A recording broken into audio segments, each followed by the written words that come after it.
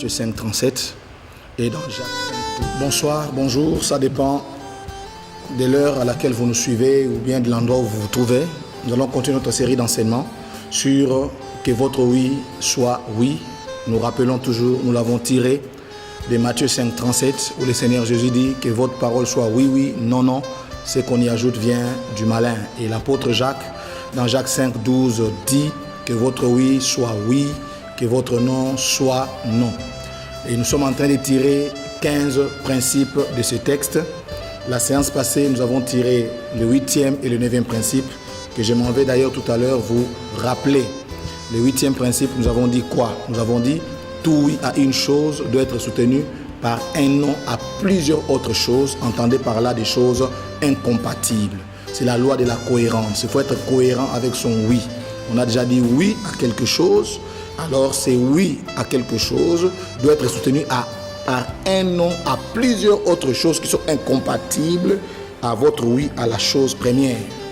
Et nous disons aussi ceci, tout oui donné à quelque chose doit être soutenu par un oui donné à plusieurs autres choses.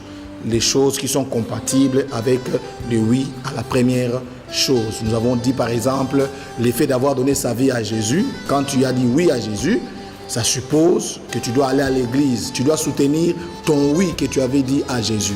Quand nous allons à l'église, quand nous fréquentons, nous les enfants de Dieu, quand nous lisons la parole de Dieu, c'est notre manière de soutenir les oui donnés à Jésus. Même d'ailleurs, les émissions que je donne, les enseignements que je donne maintenant, je soutiens les oui que j'ai donnés à Jésus, les oui que j'ai donnés à mon appel. Et pour ce numéro, nous voulons tirer le 10e et le 11e principe. Et pour ceux qui écrivent, pour ceux qui nous suivent, nous disons ceci.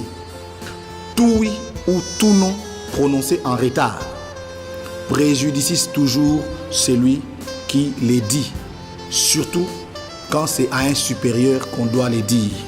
Je dis ceci, tout oui ou tout non prononcé en retard préjudicie toujours celui qui les dit, surtout si on les dit en retard. Je vais m'expliquer mes amis. Par exemple, la décision de recevoir Jésus. Dire oui à Jésus, c'est une très bonne décision. Quand quelqu'un dit je vais dire oui à Jésus, il a pris une bonne décision. Mais dire oui à Jésus après sa mort, ça devient une mauvaise décision. Par exemple, donner réponse en mariage à une fille. Quand on s'échange des vœux, veux-tu prendre la main de telle femme ou de la mademoiselle telle? Vous êtes dans la bénédiction nuptiale, tout le monde attend que tu dises oui. Et toi tu dis, devant tout le monde, je répondrai demain. Voyez, tout oui ou tout non, prononcé en retard, préjudicie toujours celui qui les donne.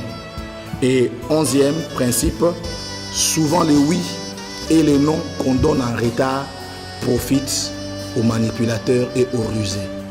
Les oui et les non qu'on donne en retard profitent toujours aux rusés et aux opportunistes. Il y a des gens, on lui pose la question, est-ce que tu seras dans telle équipe? Il ne dit ni oui ni non. Est-ce que tu seras l'équipe B? Il ne dit ni oui ni non. Et il se rend compte que l'équipe A est choisie pour aller au village, alors que l'équipe B doit aller aux États-Unis à la Maison Blanche. Et là, il dit, non, j'avais dit l'équipe B. Il dit, non, non, tu n'avais pas dit l'équipe B. Bon, je n'avais rien dit. Et la personne va profiter parce que finalement, il va profiter de la vraie opportunité qui se présente devant lui. Alors nous disons souvent les oui ou les non qu'on donne en retard profitent aux opportunistes et aux rusés. C'est pourquoi ne marchez jamais avec des personnes qui ne savent pas assumer leur oui, qui ne savent pas assumer leur non, parce que la parole de Dieu est simple.